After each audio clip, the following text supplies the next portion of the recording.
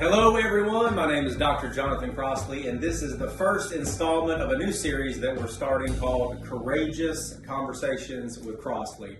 Just so happens we're going to stick with the alliteration and have some coffee at Arnetta's coffee shop, Hebrews 11 and 1. I'm going to let her introduce herself first, ladies first, and then we'll get to the distinguished gentlemen as well. Arnetta?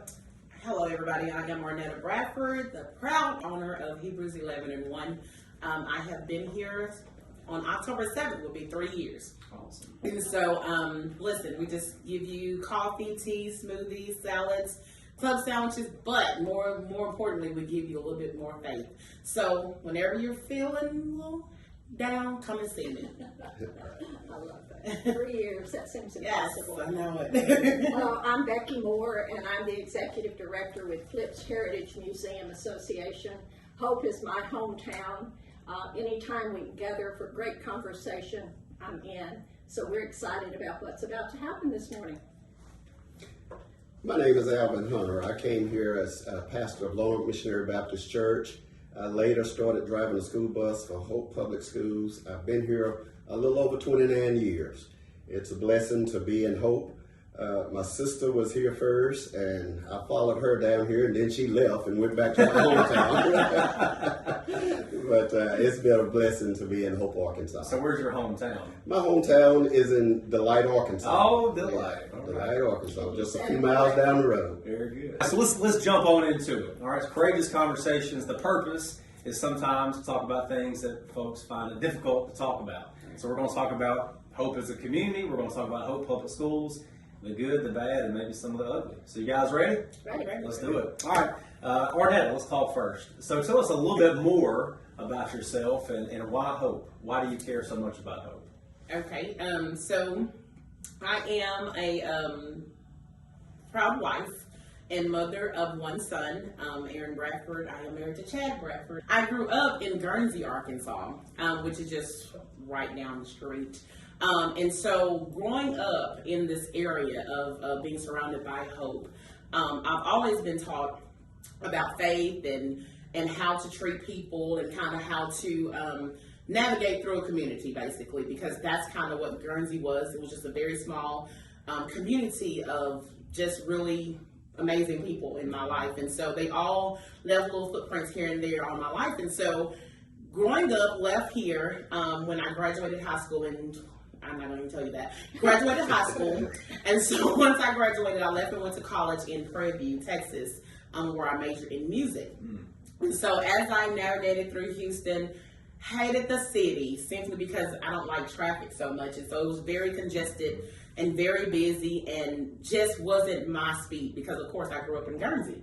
Came back home and worked in my church faithfully, became the praise and worship leader there, and got very involved, and then started just being surrounded by youth and children and just became little, maybe motivation or empowerment for them. And then as I looked around my community, I began to ask myself different questions. What is needed here? How can I make my community better? And as I grew up, I remembered I knew everybody, and it was because we had time for each other. And I was like, we don't do that in Hope. Like, everything is fast paced. Everybody's out for the hustle and bustle of whatever is going on, till it's no more sitting down and having a cup of coffee or talking to get to know who a person is. Decided to open a coffee shop, and it actually didn't start out. That's not what I wanted at first. I just wanted a meeting space. I wanted a place where people would sit down and talk to each other. My husband looked at me and was like, what are they going to do when they meet? You can't just really have a meeting space. Now, when I walked in the building, like, okay, why not coffee? Mm-hmm. And so that's kind of how we're here. And that's solely not why I'm here. I mainly want to encourage people and help people to understand that what faith is, basically. We all go to church, but it's ironic that I found in church a lot of people don't really understand what faith is. And so in saying all of that, while you're getting a cup of coffee, my goal was to take people back to understand what that mustard seed of faith is. Well, I love this place, and I love your heart toward people coming together, and that's very clear, and your connection to Hope is deep and to Hope Public Schools, so thank you for that. You're welcome. All right, Ms. Moore, tell us a little bit, why hope? Tell us a little bit more about yourself and why hope. 1954. Let's go way The back. origin story. Yeah. No, Hope is my hometown, and I have never regretted saying that or speaking up for Hope. Have I lived other places? Absolutely. I was one, like many, who grew up here looking for a way to get out. And so as a young adult, I thought, this can't be what my life is going to be. But let me preface it by saying, my dad had a store in downtown Hope. So my fondest memories in earlier years of walking around downtown Hope was with my dad. And he would start early opening his Moore Brothers grocery store.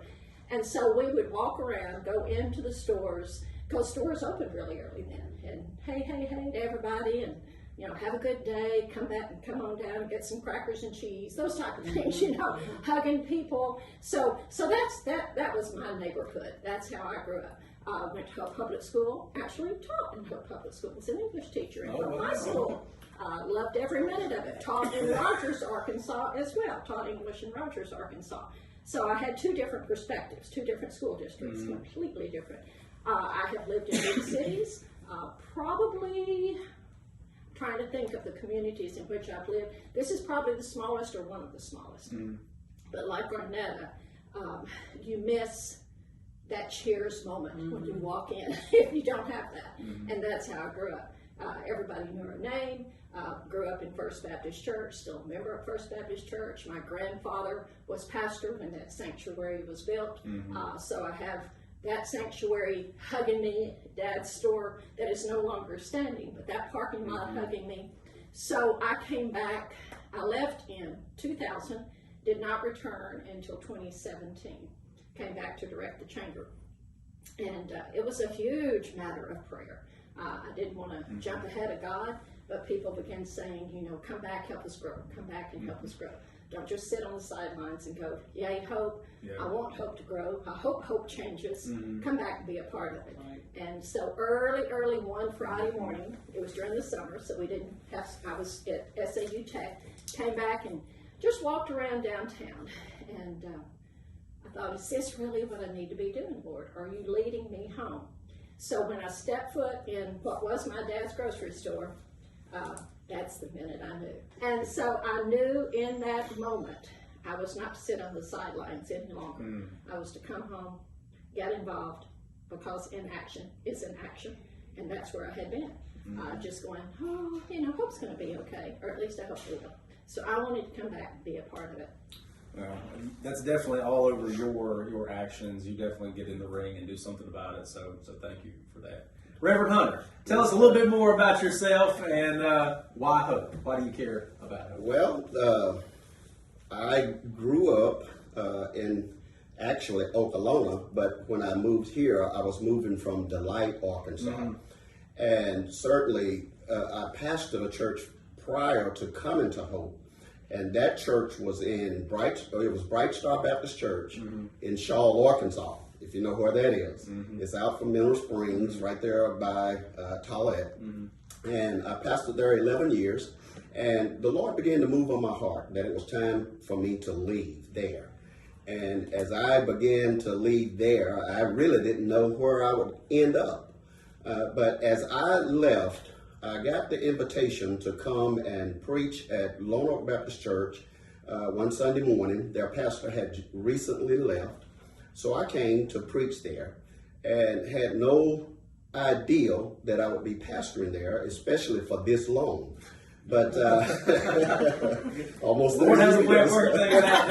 Almost 30 years. But as I preached there, things began to connect. They wanted me in as an interim pastor. So I started serving as an interim pastor, and the church began to grow, to flourish. People were feeling good about it. Things were happening. We actually had some good gatherings with Stan Parrish and Scott Netherly back in that day. So we certainly enjoyed the environment in Hope. We were blessed by so many people in Hope. I had previously known, I don't know if you know about Neva Carmichael. She was one of the older members there that I had previously traveled to our national meetings with and that sort of thing. So she was very encouraging. Willie Buck, I'm pretty sure you know him. He's a former school board member. I knew him formerly. And they all encouraged me to come and preach, and that's where it all got started. I'm married. I have 3 kids, 2 girls and a boy, and I got 2 grandkids. Awesome. So hope has been a blessing. Yep. So all 3 of you are obviously very invested. Becky, you're talking about not just sitting on the sidelines. So I want to get right to it. I want to go a little deeper and hit it hard with this first kind of formal question. What are we doing well as a community? What are we not doing so well as a community? And what role do you see Hope Public Schools playing in all that? If you will allow me to share from the perspective of growing up here. Sure. What we are doing well is listening, waking up, realizing that we have issues, that we have problems, and coming to the table such as this and visiting with each other. That is what I saw when I was growing up, and then I saw the complete breakdown of that. And I'm thankful that we are waking up and having the courage and the conviction to step up and sit and have conversations. I've seen a huge improvement, and of course this is just from going way back. Downtown was the hub of activity when I was growing up here, back in the years, back in the early years. And so it was a happening place. This is where people wanted to be. This is where business deals were made. This is where deals were broken, but the hub of the community was downtown. And then I remember through urban renewal time, and that's a whole another conversation, but I saw it falling apart, and the community was splintered and scattered. And the same thing happened to some of our churches, the same thing happened to our schools. We became so complacent for a long period of time that we put blinders on, like, we're good, we're cool, we have no issue. Let me share one really fast story. Right before integration, I was in 7th grade, and the reason I'm sharing this, because this is what strengthens my heart. This is where my hope comes from, and this is where my faith comes from. My father took my sister and me right outside the door at Gerber High School. I'm trying not to cry. I do cry.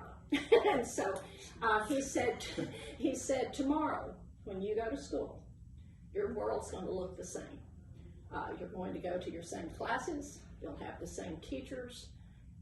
So it's a Monday like any other Monday. Tomorrow, these doors will close.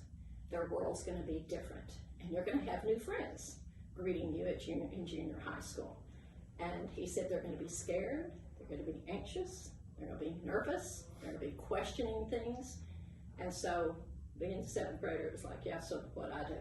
And he said, this is what you will do. You will be a friend. You will be aware.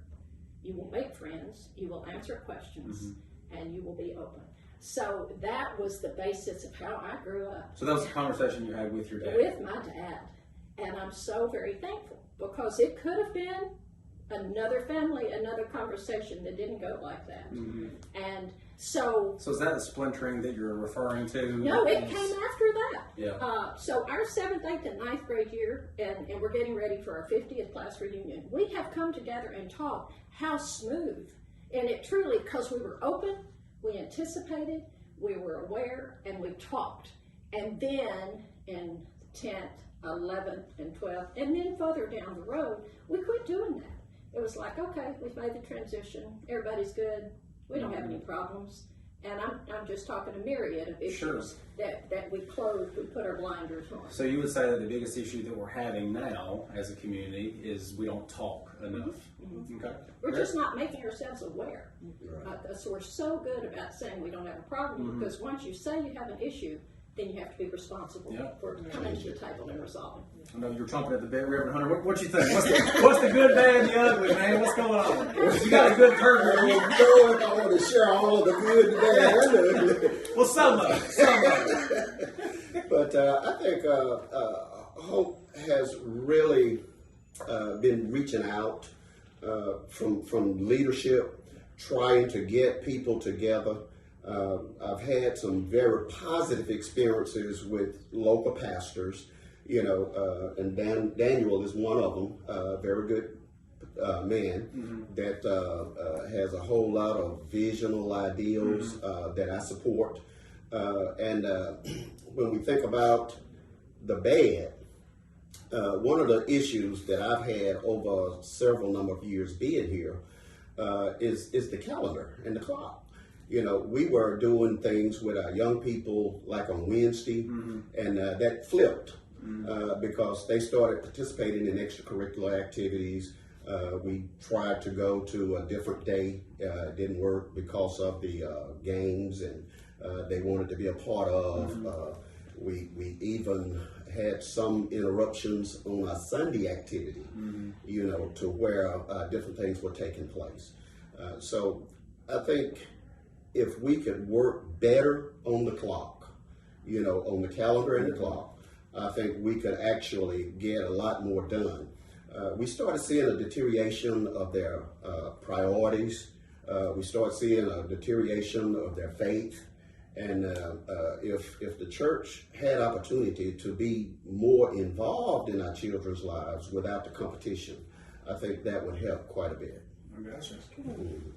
Arnetta, what say you? What you think? The good, bad, and the sometimes ugly, and maybe the role of public schools and all that too. I think as far as the good, I think you have more people now that are willing to step up and do something versus only looking at the bad and only want to talk about the bad. But now you have more people that'll say, okay, I see what's wrong. I see that everything is kind of in chaos. But again, like I said earlier, we're asking ourselves, what can I do? And so if you had more of that, then a lot of the problems would start subsiding, because I feel like people get so caught up in staying in the negative that I'm not a negative person. And so it's easy for me to see it, even in conversations that you have with people, instead of always wanting to talk about the positive or what things could be and what they could do to aid in that. People want to stay in that one mind of, oh, well, Hope is never going to do this, or I have talked about that before and nothing happened, or so it's that mindset I feel kind of hinders a lot. One of the things that I think is bad outside of that, we don't create relationships anymore. I feel like everybody is in competition. That goes for personal, business, schools. Nobody is trying to say, okay, listen, I understand you go to Lone Oak. Totally fine. What can we as a community do to support Lone Oak? I don't care that I go to New Testament House of Prayer, but I want to partner with Lone Oak. As you mentioned, Daniel, he's very great at pulling the churches together to say, I don't care what the name is on the front of that building. I want the relationship. And so I feel personally that's something that as a whole we all can do better. It's creating that relationship. Yes, we're here. I'm all in for Hope, but I'm all in for all of the schools because I'm here for kids and community and for growth. And the only way we're going to get it is if we actually get back to the relationship side of things. And so it's just having these hard conversations and people being honest. I've found and learned over the last few years, honesty only comes on Facebook. I can sit here and talk to you, right? I mean, I can sit here and talk to you all day long, but am I going to tell you what my problem is? No, but I will definitely post it on Facebook. Right. And so Facebook can't answer you. Facebook can't, address the issue. But as you know, I mean, as a superintendent, if they have a problem with the school, they don't come to you. Well, sometimes they do. Sometimes. And that's good. That's good. But that's what we want. Yeah. We want them to come to you, even if they have a problem with Hebrews, they have a problem at Lone Oak. You have to go to the problem solver instead of social media. But as you were saying, there's so much competition now. It is. And Right. Facebook is one of It the is. biggest It competitors is. for sure, whether we like it or I not. think our young people is actually leaving Facebook. They are. You know, they're going to TikTok, Yes. those newer platforms. Yes. You know, once the older people get to where It's they a move fine on. place to go. Fine place to They're go. like too many adults on here. Right, exactly. But the relationship, that's what each one of us have talked about. That is. We, That's the we don't- theme. we don't have that any longer. Now, I mean, there are pockets of Yeah, that going yeah. on. Absolutely, don't get me wrong. But young people are so used to looking down and doing this that it's a scary thing to look eyeball to eyeball. And so that has caused great harm, and teachers are dealing with that every single day. Families are dealing with Yeah. that every day. So we've all talked about relationships and the importance of those, and maybe over time some of that's deteriorated, and we see some efforts happening. Yes. So let's translate that to Hope Public Schools specifically. Okay. Okay. So dream big here. Feel free to dream big. You all have different roles that you play in the community, and you're all very smart people. What's your vision? What would your ideal vision be? Well, I think the ideal behind the school is the primary issue is to make sure that every kid get a quality education, that they can excel once they get out of school. You know, I've been able to see and witness different ones who actually finish different schools and can't read well. You know, so you would want to make sure that all of the kids could function properly once they have been educated. And I know that they will have different levels that they will be going to, such as, you know, the technical things, and then the 4-year colleges, and perhaps even beyond that. But I think the educational process, as long as all of the kids is getting a good education to where they can function properly as a citizen in the community, I think that is where my heart is. Well, I think that's great, and that's not asking too much because it's all students, meaning all Right. students, Right. being ready for that next step. Right. So a follow-up question to you then, Reverend Hunter, do you think that we have prioritized all students? Or do you think that some students are getting a better education than others in our system? I think that because of their level of advancing, they are not necessarily getting what others can get quick. You know, some of the kids are just more in depth with understanding what's being presented to them, while others are slower pace. But I think as long as there's attention paid to those slower paced students and help them to make sure they get it, not get frustrated with their level of growth or speed of learning, I think the school is doing an excellent job in trying to educate every child. But you know, there are those different levels that you have to deal with. We've talked about family, and we've talked about conversations within the home, and that's where it begins. You can offer, and I'm saying you as a public school district, can offer all the programs, projects, plans, great opportunities, but if it doesn't begin in the home. And years and years ago, when I first started teaching, a very wise superintendent, and it was not a superintendent here in Hope, it was someplace else, called and said, "Let me give you some advice." And I was just a sponge at that point. I said, "Please do." He said, "Visit your students. Once you get your roster, visit your students. Go to their home and visit them. Start that way. Don't wait until there's an issue that comes up, and then go to the home or have to visit with the parents when things are maybe not what they should be. Talk to them. They all have an A right now. Go in and see what the home situation is like. Made all the difference in the world." And I know because It's of that growth, relationship piece. it all circles back to that. So I think, and let me say, one of the great things I'm seeing is the growth in the Hope Public School District for all the opportunities. No matter what age group you're in, no matter what learning level you are on, I still think there are concerns with when those children leave the school ground, what happens. And that's hard. That's a hard conversation. But that's a good idea. I mean, I've done it as a principal before. I've not taken teachers to do home visits here now. we do have social workers and different campus leadership. They have done that before the school year starts. Getting out in the community is so important. Now, we have started the advisory group, so we're having students, community members, and parents. Those advisory groups, those larger groups, informing what we're doing, just having real feedback on what we're doing. So. And that's where it starts. You just can't close the door on the conversation. I had a couple of students, for example, in one of my English classes who would come to my fourth period class and immediately fall asleep. Now, it could have been my teacher. It could have been, we were talking about Shakespeare. But I remembered their home, and they were the leader in their home. They were the mama, the daddy, the aunt, the uncle. I have to work to bring in the bread. So I knew I was tired for them, so I got it. If I had not made that visit, I would have gotten very, very upset, like, this is what you choose to do every time you come in. And it really was not a choice, but we learned to navigate through that and have a conversation with the family. And I bumped into one of those students the other day, very proud of him, getting his degree and wants to be a nurse. And I'm just so very thankful to see the rest of the story. Sure. But I'm very thankful, will forever be thankful for the superintendent who said, look at the families, talk to the families, see what those students are doing. So I'm hearing making sure every student's accounted for and on track. Right. I'm hearing making connections with the home and with parents, proactive relationship building. What's your vision for Hope Public Schools and the community? Personally, I'm one of those people that always say, control what you can control.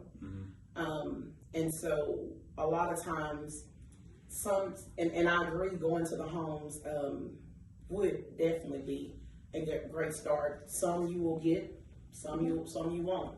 But what can you as a superintendent or me as a community person control? What can I personally do that actually, because you can't control the home, you can't control, but what can I, again, I'm going back to that, what can I do?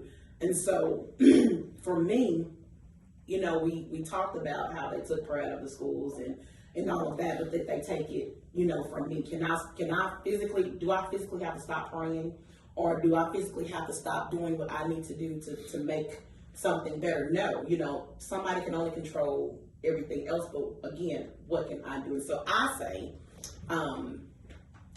I think I look at the teachers, and what I would like to see is really just having that hard conversation with them, who actually really still wants to be here and who don't. Because what I've seen over the years, and even I've heard in having conversations, some of them are really burnt out. Some of them feel they're not getting paid enough. Some of them feel, you have all these issues. And so what happens within those concerns, you stop giving the solid education. You stop giving the student actually what they need, because at this point, I'm just showing up. But we don't need people to just show up. We need you to actually be all in. I feel that would be the first thing to look at, is actually having that conversation with who your educators are. That's why the kids so much don't have the respect or are not showing up themselves, because they don't see. I was looking at a survey basically when they were talking about taking the cell phones out of the schools, or not having allowing the kids to have their cell phones, and so many kids on the newsfeed just kept saying, so if you're taking mine, that means you're taking my teachers as well. Because you're fussing at me about being on Facebook and TikTok, but my teachers also sitting in class on Facebook and on TikTok. And so if we're going to change anything, you kind of have to lead by example. If you want their attention, you kind of have to give them yours. If you're not showing up in this classroom every day with the mindset, I'm here because I want to be here, whether I'm getting paid $30 an hour or $10 an hour, I'm here because I want to be here.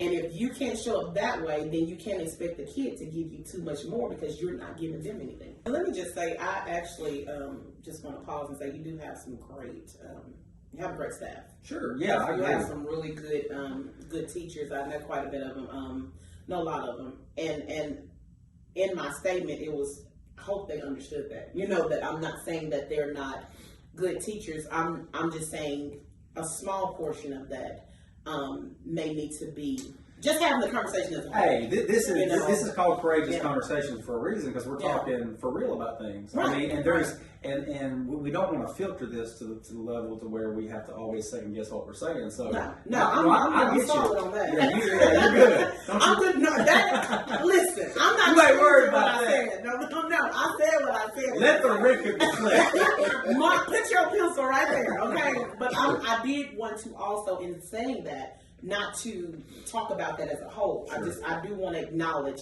there are great educators. On the whole, our teachers do a great job. Yes. Like they're busting their butt every day to make sure that Absolutely. their students get exactly what they need. There's differentiated instruction that's needed, as both of you mentioned, whether it's home connection or maybe the reading level or math level is not the same as maybe some other of their peers, students that is, they're busting their butt. Absolutely. But I do think there's something to what you mentioned about rejuvenation. So I'm gonna put you on the spot, Rev. You ready? Sure. The thing that you want to do the most is to establish a good relationship with the Lord. Yeah. And the best way you can do that is through prayer. Come on now. And you got to start also with teaching. You know, they need to learn. They got to come into that environment to where they're going to learn more about Christ and the life that he lives so that they can become more like him. You know, the rejuvenation has got to come through the church. You know, the scripture actually tells us that, you know, the people perish for a lack of vision, you know, lack of information, a lack of structure. So what we want to do is to reach out to people to help them get a better relationship to Christ. You know, and if this community is going to be rejuvenated, I think that's what's going to have to happen. So in order to rejuvenate, we're going to need the prayer. We're going to need the study. We're going to need some time for worship.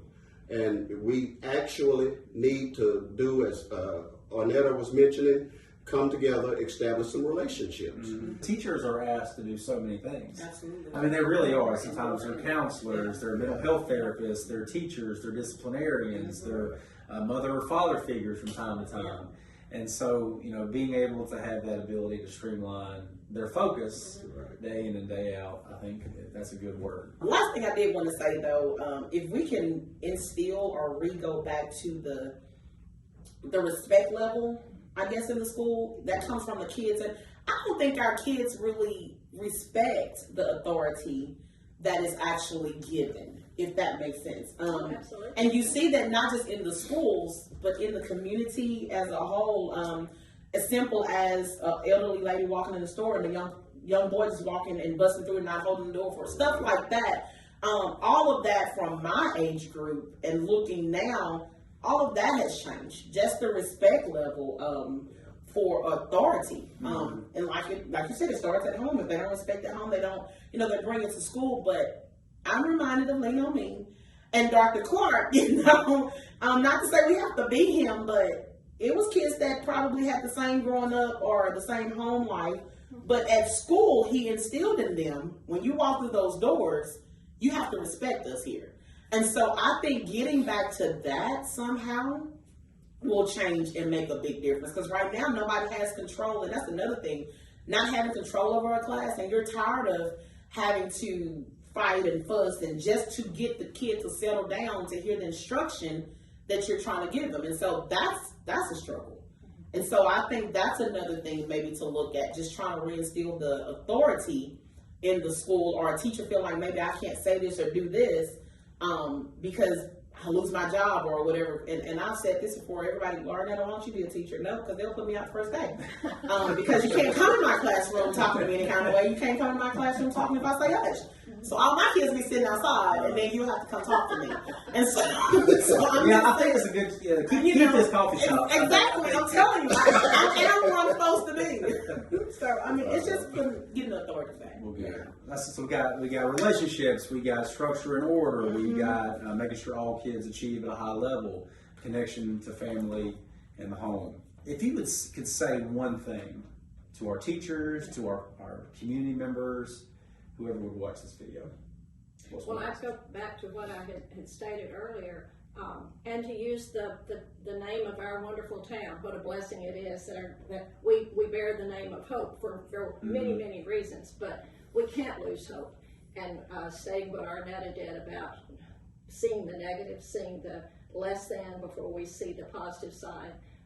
If you continue to focus on what's not happening, you just lose sight of all the great things that are going on around us. And we do have great things happening around us. So I would just encourage people to look for the good, look for the great, because it's there. And if you see something that makes you uneasy or causes you to go, oh, we're losing hope, because I see that a lot on Facebook, then step up, be a part of making that change. That would be the best message, I believe, that I would step up and say to anybody. Remain positive, look for the good, be a part of that, be an encourager, be kind.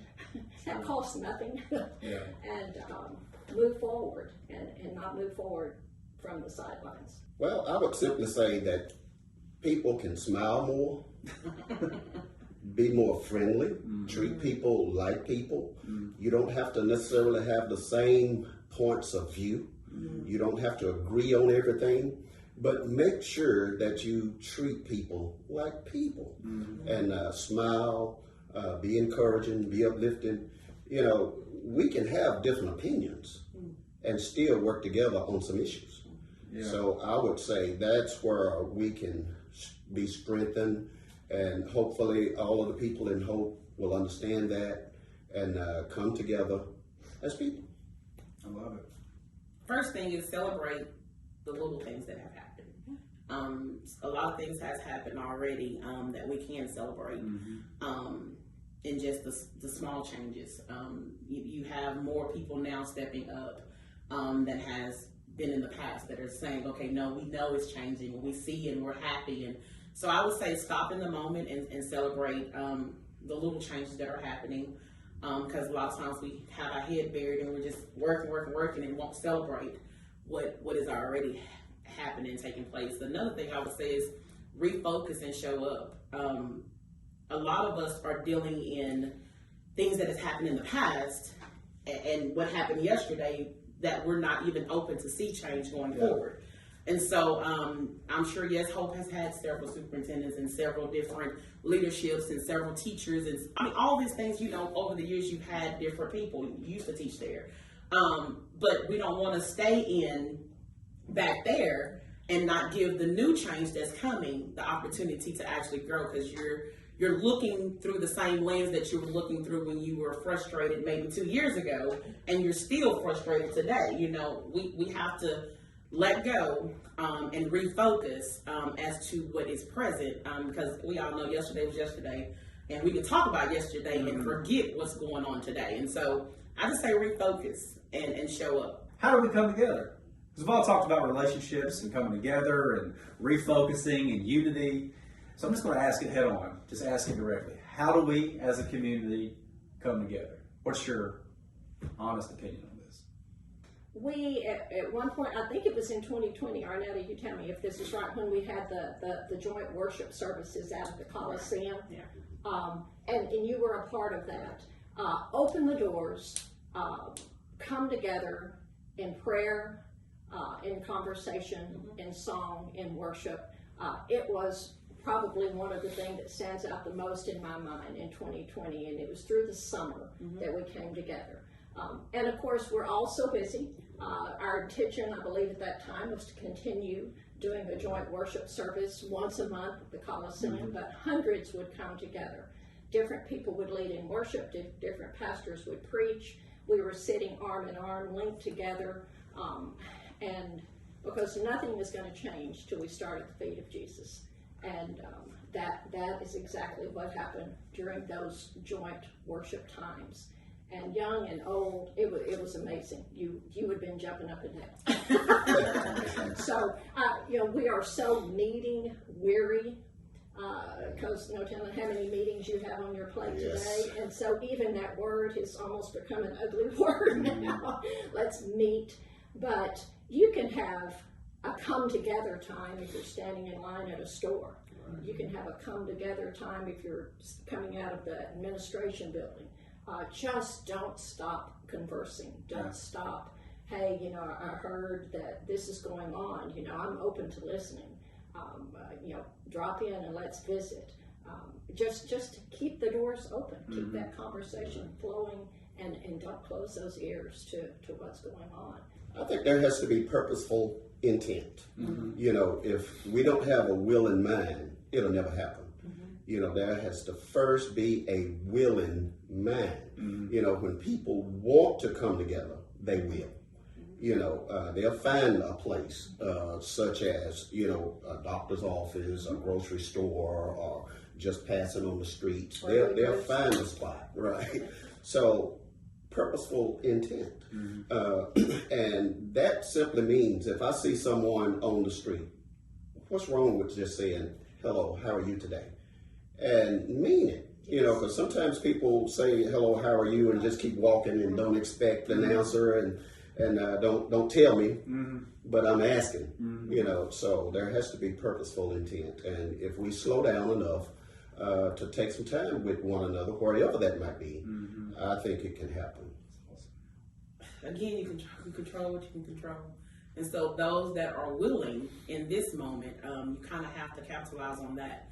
If you get with a group of people and decide, okay, like I know the worship service was one thing, and really this generation is a little bit different because a lot of them don't go to church. A lot of them actually really just don't know God. And so that's another layer of an issue because you're dealing with a group of people that wasn't raised like we were, that was going to church and learning Bible study and all of this stuff. So you're dealing with a total different generation.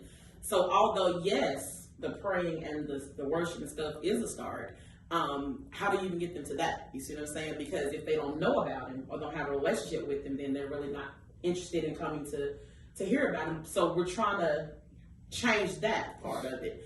But I think, and actually you did this, like was it this last week, asking us to come to the school, bringing us in those places.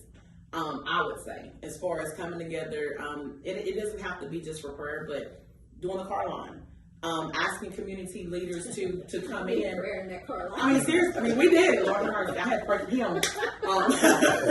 But I mean, just bringing us in those spaces, because that's where you're going to start the relationship. I can't tell you how, when I was walking down the hall, everybody, hey, Miss Arnetta, why are you here? And just to hear that I was going to do the car line, I was hugging kids as they was getting out of the car. So that starts, in my opinion, the relationship. So just opening your school doors and we, letting us come in, saying, how can I assist you? Giving us that 5 minutes or 2 minutes in your classrooms just to show up and start bringing that presence of togetherness. Yeah. And I think it shows the teachers' support as well if they see that we're actually coming in and not looking on the outside saying, okay, y'all need to do this, you need to do that, but we're actually showing up in that school to say, okay, we're standing here and we're here to help. You had mentioned advisory boards. Are there youth advisory boards? So you're hearing from a wide range of ages. I think that is. And the biggest feedback from students are students pick up on the vibe that teachers and adults give out. And so just really going deeply and thinking about that, how do we create a culture in our schools where adults are uniformly proactive and prioritize all students get a high quality education and be happy about it, be positive about it, and want to be there. And as I mentioned before, that's the norm. We have a lot of teachers and principals and everyone else who are really excited day in and day out. But if a student walks into a classroom and they don't have that experience, and a teacher isn't excited, we have to make sure that we correct that, because that student might not get another shot at fourth grade or third grade, or they won't. So, guys, I think our time is coming to a close. Thank you so much for being a part of this conversation. Thank you for your relationship and your friendship. I appreciate that immensely. Arnetta, thank you for hosting us here and providing some coffee for us, and maybe we'll play checkers a little bit later. I'll beat you. Yeah, you probably will. I hope the audience appreciates the courageous conversations these three have leaned into today. There'll be more to come. Hope Public Schools, we're all in.